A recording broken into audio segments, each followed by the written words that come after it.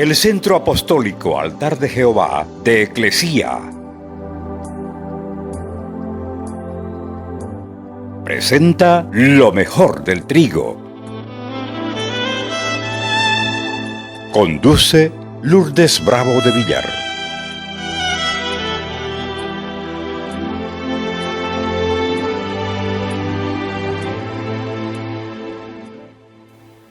Ezequiel capítulo 44 del versículo 23 adelante.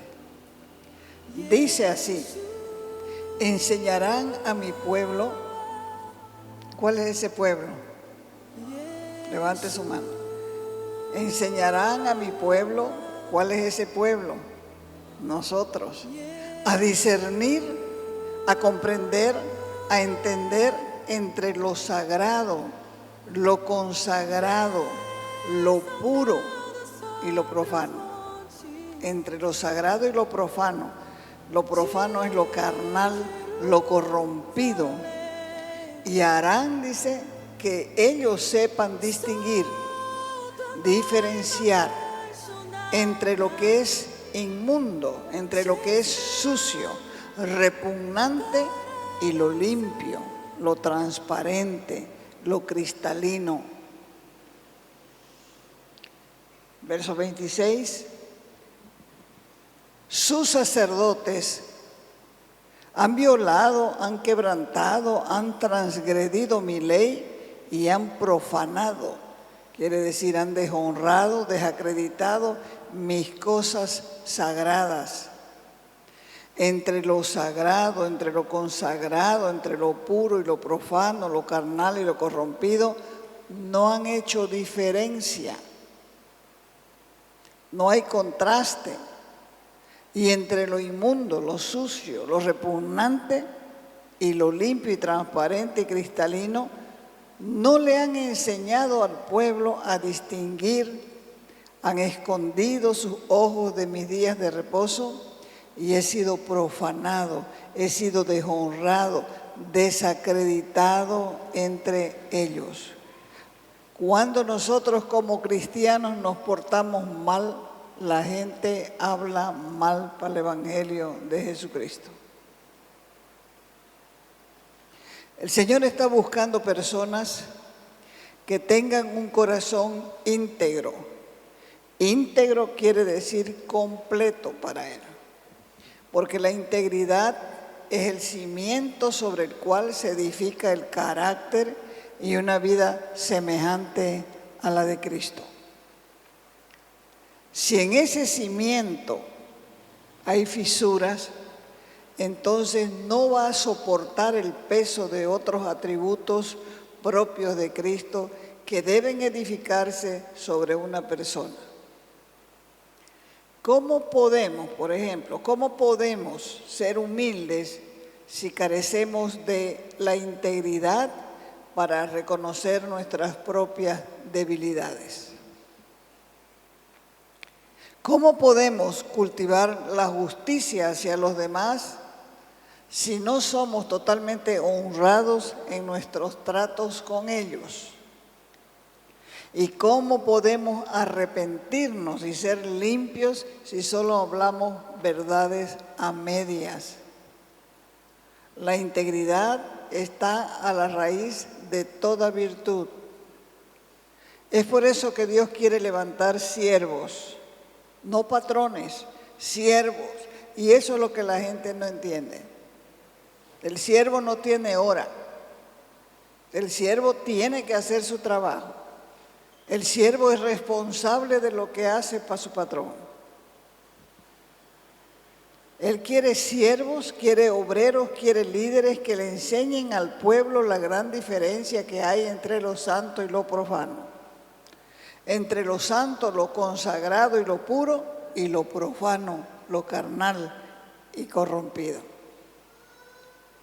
Ezequiel 43, 23 dice: cuando acabes de expiar, ofrecerás un becerro de la vacada sin defecto, sin daño, sin desperfecto, y un carnero también, pero sin tacha, sin nada anormal de la manada. Es la iglesia que fue llamada a discernir, que fue llamada a distinguir, a aclarar, a enseñar y separar lo bueno y de lo malo, desde que el Señor Jesús la fundó. Por eso fue que empezando el libro de los Hechos en el capítulo 5, vemos una parejita de mentirosos, marido y mujer, que cayeron muertos delante del pueblo de Dios. Si nosotros miramos el mundo o miramos la iglesia, nos vamos a dar cuenta que en este tiempo, por lo general, la iglesia está miope, casi ciega, porque también gran parte de sus líderes ya no quieren ser siervos, quieren ser políticos, quieren ser ricos, quieren ser los grandes líderes espirituales, quieren ser líderes de red, aumentando de esa manera la ceguera en el creyente. Y no hay quien discierna, y por no discernir las enseñanzas, las predicaciones no distinguen lo bueno de lo malo, lo santo de lo profano. Y mientras el pueblo sigue en esa condición, va a ir pereciendo por falta de conocimiento. Si usted le pregunta a un niño ¿qué querés cenar?, ¿qué cree que le va a decir el niño? Quiero una hamburguesa con Coca-Cola. No, pero aquí no hay hamburguesa. Entonces una pizza. Comida chatarra. Y el Señor quiere que la iglesia suba de nivel. Deje de comer o de tomar leche y comience a comer comida sólida. Entonces, este es el tiempo de levantar, de alzar, de elevar la luz del Evangelio en lo alto. Jesús dijo que la luz que se enciende no se puede esconder debajo de un cajón, sino que tiene que ponerse en alto para que alumbre a todos.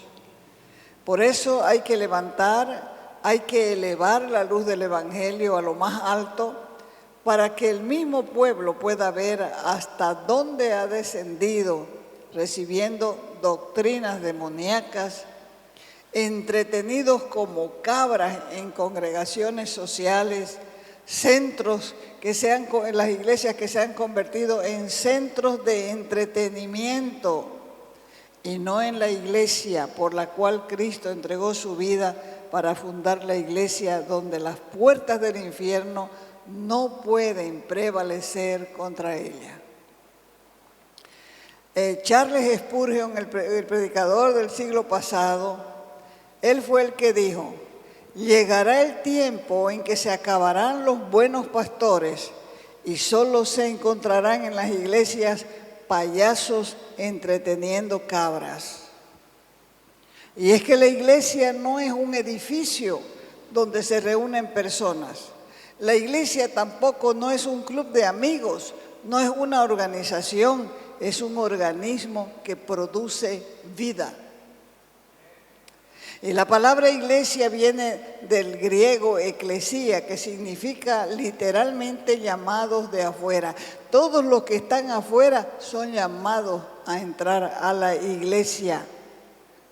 Todos los que estuvimos una vez afuera fuimos llamados, porque somos personas que estamos aprendiendo a relacionarnos entre nosotros. Personas que antes jamás nos conocimos, pero que estábamos todos vagando en el mundo y hemos sido atraídos por la palabra del Evangelio. La iglesia madura, una iglesia madura tiene que tener discernimiento. La iglesia tiene que discernir el tiempo en que le ha tocado vivir, porque los tiempos son peligrosos. Estamos viviendo en tiempos como en los que vivió el profeta Ezequiel, donde los sacerdotes y los líderes que estaban llamados para guiar al pueblo ya no estaban haciendo la diferencia entre lo santo y lo profano, entre lo limpio y lo inmundo. Y por esta causa Dios prometió derramar un juicio sobre los líderes que eran los encargados de enseñar al pueblo. Los sacerdotes violaron, quebrantaron, transgredieron la ley de Dios. Contaminaron al pueblo, lo infectaron los santuarios. No había diferencia entre lo santo y lo profano. No podían diferenciar qué era lo bueno y qué era lo malo. Y dice la Escritura que se apartaron de los días de reposo y hubo profanación en medio de ellos. Por eso es que somos llamados a escudriñar las Escrituras para poder discernir lo que es bueno y lo que es malo. Por eso somos llamados precisamente a dejar de tomar leche espiritual y aprender a comer alimento sólido. ¿Para qué? Para alcanzar madurez. Para alcanzar madurez nosotros necesitamos alimento sólido. Mientras el bebé es pequeño no puede comer alimento sólido porque se le va a dañar su estómago. No está capacitado para eso. Pero después de tantos años ya hay una obligación de comer alimento sólido. ¿Y quiénes son los que están capacitados para comer alimento sólido? Los que tienen, dice la Escritura, los sentidos ejercitados. Es decir, que ya tomaron por mucho tiempo leche, ahora tienen que comer alimento sólido y están siendo entrenados e instruidos en el discernimiento del bien y del mal. ¿Y qué es madurez espiritual? La madurez espiritual va en directa relación con entender la palabra de Dios en forma más profunda. Pablo es el autor de la carta a los Hebreos. Dice que ya son adultos y les llama la atención porque él está mirando que los adultos están tomando todavía mamadera. Por eso se ve en la palabra una gran desilusión, hay decepción, hay frustración a causa del poco nivel de la audiencia para entender las verdades espirituales. Y esto no es problema de una discapacidad congénita, sino es una discapacidad voluntaria, porque se les enseña a leer la Escritura, se les enseña a reflexionar, se les enseña a meditar, pero no todos lo hacen, viven entretenidos. El creyente se queda bebé cuando corta las ramas de su vida, que son los pecados visibles, y no se da cuenta que en la raíz está el problema, que son tres cosas. El primero es el pecado. El segundo, las rebeliones. Y la tercera, la más terrible de todos, es la iniquidad. Es terrible la herencia, hermanos. Miren sus propias vidas. La mayoría sufriendo por pecados de otras personas, pecados de nuestros padres, pecados de nuestros abuelos, pecados de nuestros bisabuelos, y nosotros siguiendo el mismo patrón de sufrimiento, porque las iniquidades tienen que ser cortadas.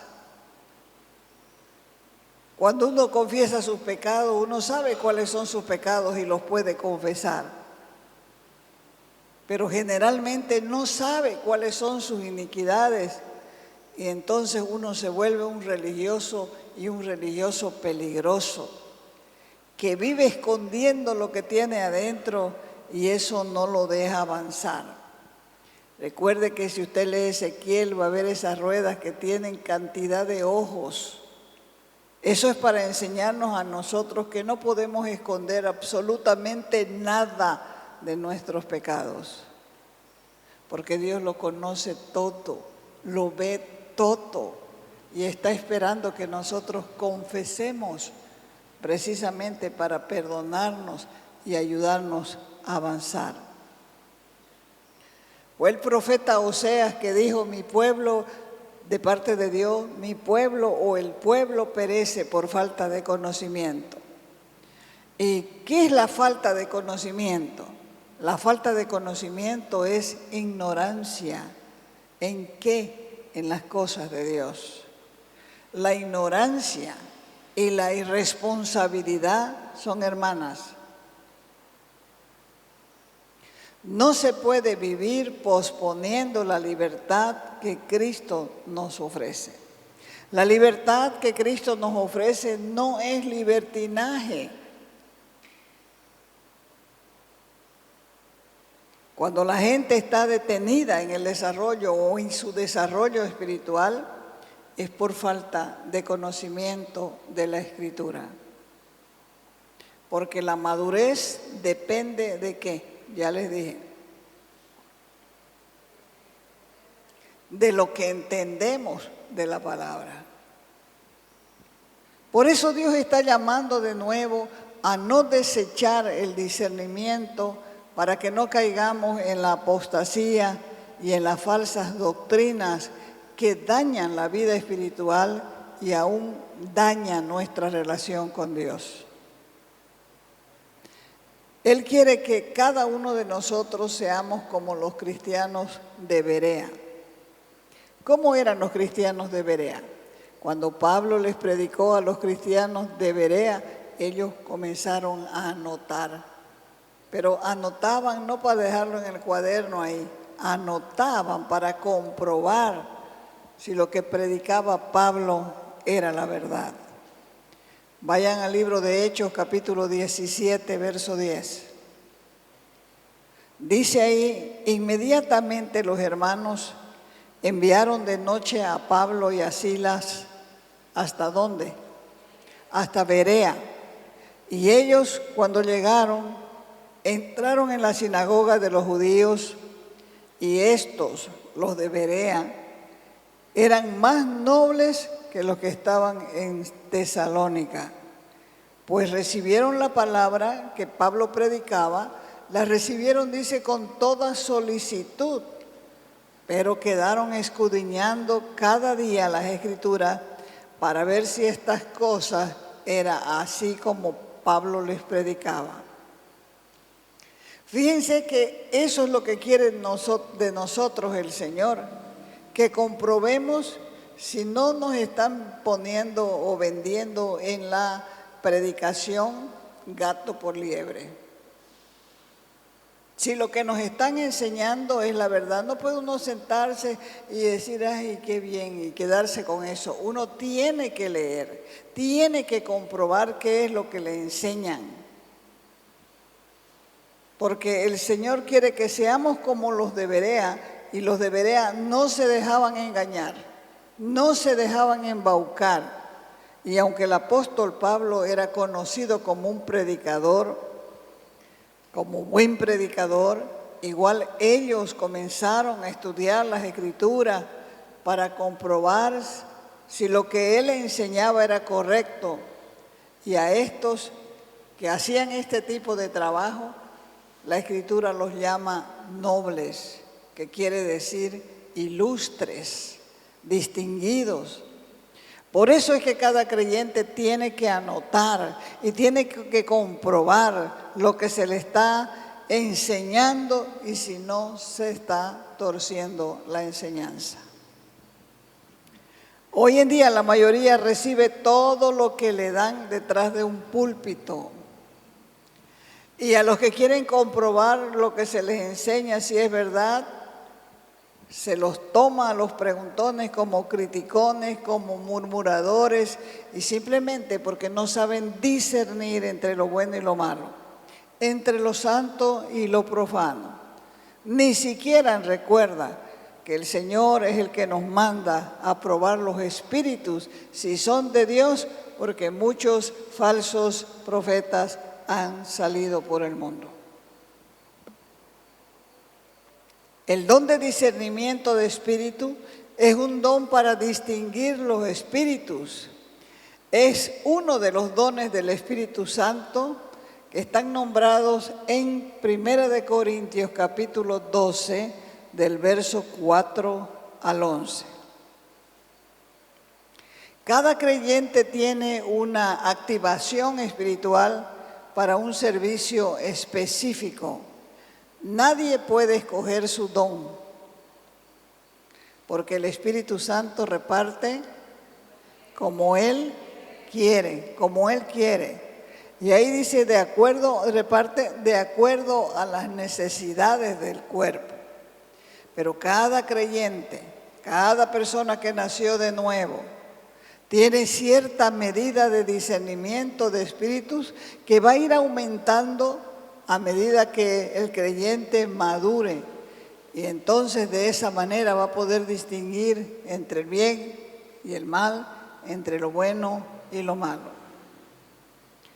Entonces los cristianos maduros, los que tienen discernimiento, los que tienen la capacidad de detectar las falsas doctrinas que han plagado la iglesia desde el primer siglo, es porque dejaron de tomar leche y comenzaron a comer comida sólida.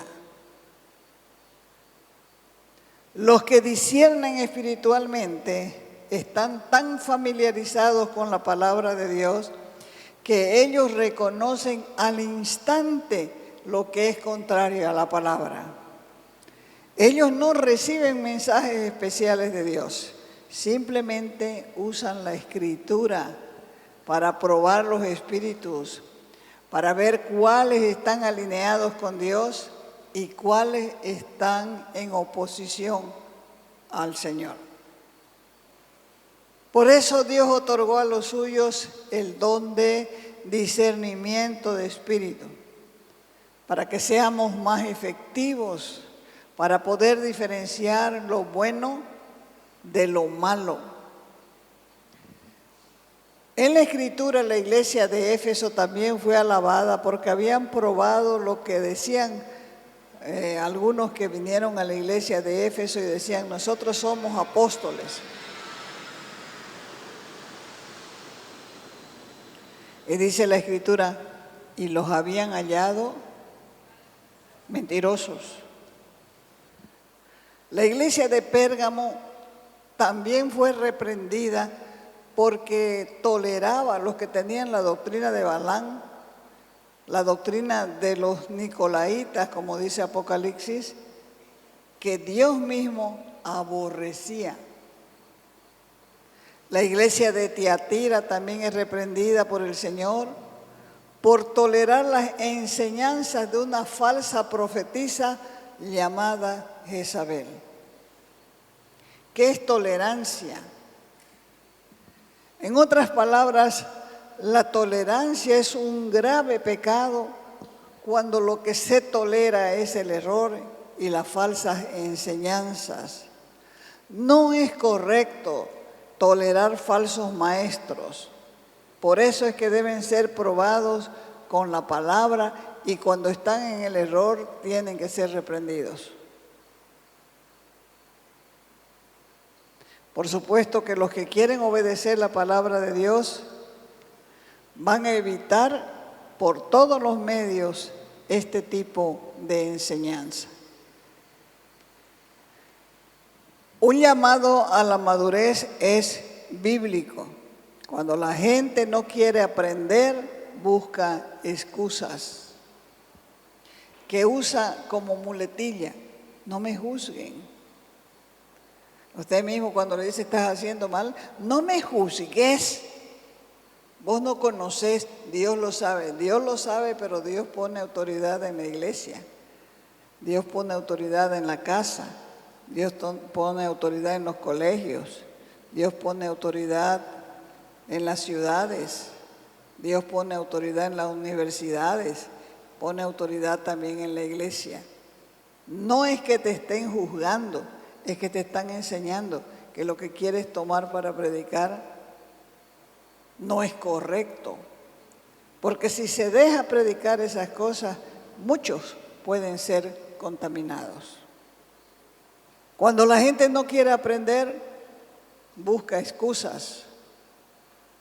Como dije antes, no me juzguen. Con estas palabras están tratando de no ser cuestionados por su conducta, por su doctrina, por enseñanzas que aprendieron en algún lugar, pero no tienen fundamento bíblico. Porque en realidad lo que están diciendo es que cuando no me juzguen, lo que están diciendo es no disciernan. Y eso es lo que quiere el diablo. Porque cuando la iglesia pierde el discernimiento, va a caer inevitablemente en apostasía. ¿Qué es lo que dice Juan capítulo 7, verso 24? Dice, no juzguéis según las apariencias, sino que juzgad con justo juicio. Así que no me juzguen, juzguen con justo juicio, no según las apariencias. Esto quiere decir que cuando juzguemos lo hagamos con pruebas, con evidencia, y en caso que estamos hablando, por ejemplo, es que un falso maestro solo se puede conocer por lo que enseña. ¿Cómo lo vas a conocer? Lo vas a conocer por lo que enseña, y lo vas a conocer por su estilo de vida, y lo vas a conocer por su testimonio. Desde el punto de vista jurídico, juzgar significa hacer justicia.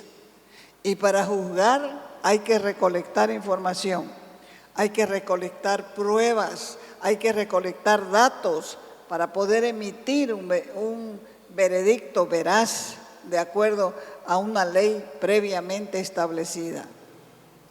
Tal palabra viene de la palabra griega krinos, que significa distinguir, separar, diferenciar, escoger, interpretar y resolver. Desde el punto de vista jurídico, el juez no puede juzgar bajo sus propias convicciones. Hay una ley que debe guardar aún el mismo juez, porque si no, el juez va a cometer prevaricato. Por lo tanto, el juez no puede dictar una sanción contra la misma ley. El juez tiene que ser un conocedor de la ley para poder emitir una sentencia. Por eso es que la iglesia fue llamada a discernir, a distinguir, a aclarar, a enseñar, a separar lo bueno de lo malo. ¿Desde cuándo? Desde la fundación. Es tiempo de que abramos nuestros ojos. Es tiempo de levantar la luz del Evangelio del Reino. Pues si la iglesia no llegó lejos, no es por falta de madurez del mismo pueblo. Es por falta de madurez de la mayoría. Siempre van a encontrar gente madura en la iglesia, pero escasa. Tenemos que esforzarnos en abrir los ojos de los ciegos. Si nosotros alumbramos lo suficiente y damos ejemplo, el mundo buscará a Cristo. Pero si por el contrario no alumbramos, el mundo andará, caminará, transitará en tinieblas, y nosotros mismos no veremos por dónde caminamos. Los mayores sabemos lo que es caminar sin luz. Lo sabemos. Ahora lo que ustedes están sabiendo es que cuando la luz es mala, se queman los aparatos electrónicos, las heladeras, los televisores, porque la luz es mala. Nosotros tenemos que alumbrar con la luz verdadera, porque para eso nos ha llamado el Señor.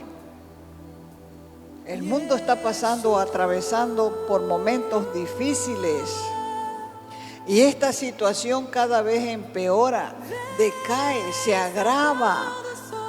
Muchos pueblos necesitan urgentemente a Cristo, y es ahora.